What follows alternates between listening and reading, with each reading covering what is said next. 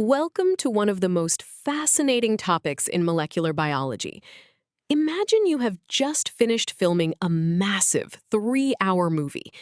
If you release the raw footage directly to the theaters, the audience will be incredibly confused by the bloopers and unpolished scenes.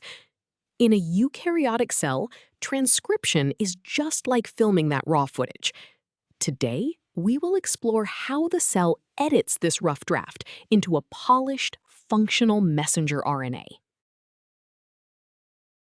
Now that we understand the need for editing, let us look at what happens to this raw footage.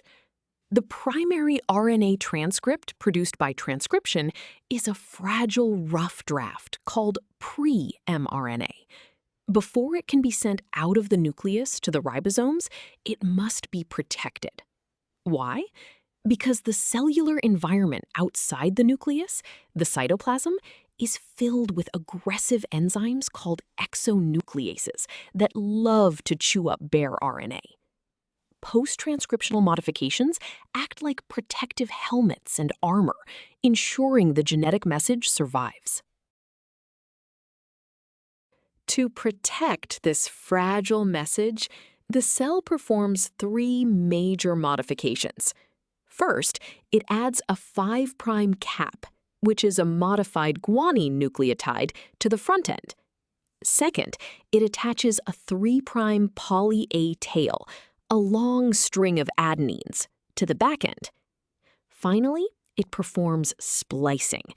This is the precise removal of intervening non-coding sequences, called introns, and the joining together of the coding sequences, called exons. Together, these steps create a stable blueprint. This editing process directly affects the physical size of the RNA. Let us look at the formula for the length of a mature mRNA transcript. The total length, L mature, is the sum of the lengths of all retained exons, plus the length of the cap, plus the length of the tail. Notice that introns are completely absent from this equation because they are degraded in the nucleus. If the cell adds a longer poly A tail, the total length increases, but larger introns have absolutely no effect on the final size. Before we move on, let us see this with a concrete example. A pre-mRNA has 3 exons of 150, 300, and 200 nucleotides, and 2 massive introns. It receives a standard cap of 1 nucleotide and a tail of 150 nucleotides. What is the final length? First, we completely ignore the introns as they are discarded. We sum the 3 exons to get a core message of 650 nucleotides. Then, we add the 1 nucleotide cap and the 150 nucleotide tail. The final mature mRNA is 801 nucleotides long, significantly shorter than the original transcript. Now that we have calculated the final length, let us dive deeper into how the cell actually removes those introns. Eukaryotic genes are split genes, like a book with pages of gibberish inserted randomly. The cell uses a massive molecular machine called the spliceosome to edit this. The spliceosome is made of specialized complexes called SNRPs. These SNRPs recognize the ends of an intron, bend it into a loop called a lariat, cut it out, and seamlessly stitch the adjacent exons together. Let us visualize this remarkable molecular machine in action. In this diagram, you can see the linear pre-mRNA at the top, with a red intron sitting between 2 blue exons. The purple and pink SNRP complexes bind to the boundaries of the intron. Notice how they pull the ends together, bending the red intron into a circular loop, which we call a lariat. The spliceosome then cuts this lariat out, leaving it to be degraded, while the 2 blue exons are perfectly joined to form the mature mRNA at the bottom. Understanding the physical mechanism leads us to a simple mathematical relationship. How many times must the spliceosome act? We use this formula, where S is the number of splicing events and E is the total number of exons. Because an intron always sits exactly between two exons, the number of introns, and therefore the number of splicing events, is always exactly one less than the number of exons. If a mutation adds one extra exon, the required splicing events will also increase by exactly one. Let us apply this formula to one of the largest known genes, the human dystrophin gene. Its pre-mRNA contains 79 exons. How many individual splicing events must occur? Since every splicing event removes one intron, we simply take the total number of exons, which is 79, and subtract 1. The result is 78.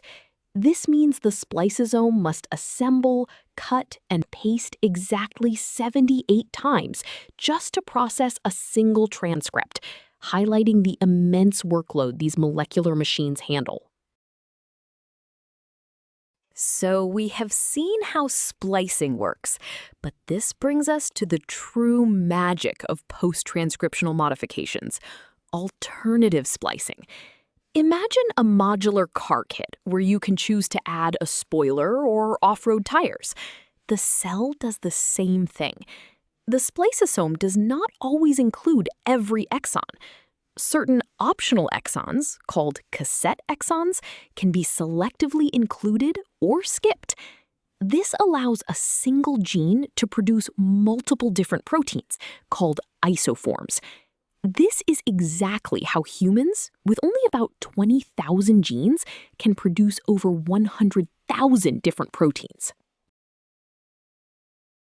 This modularity gives the cell incredible storage capacity, which we can calculate.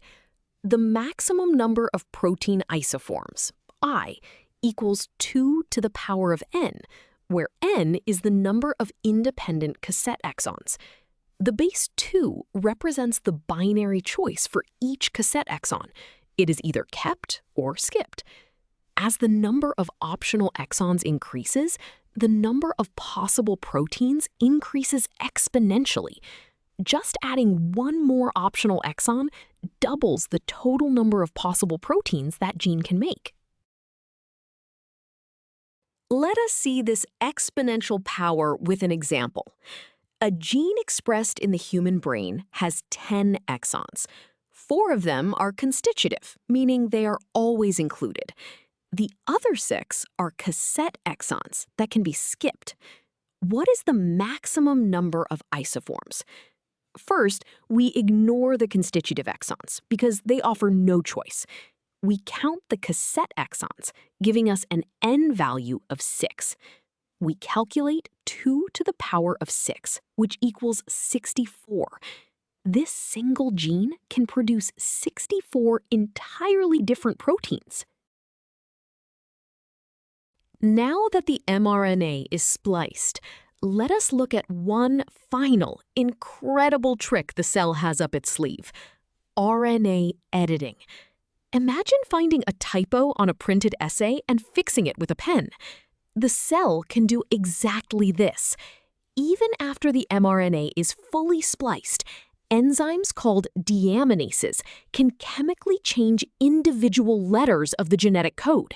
For example, they might convert a cytosine into a uracil.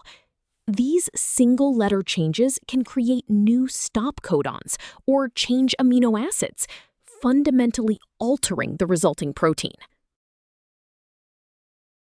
To understand why this matters, let us look at a classic biological example. The apolipoprotein B gene is expressed in both the liver and the intestine.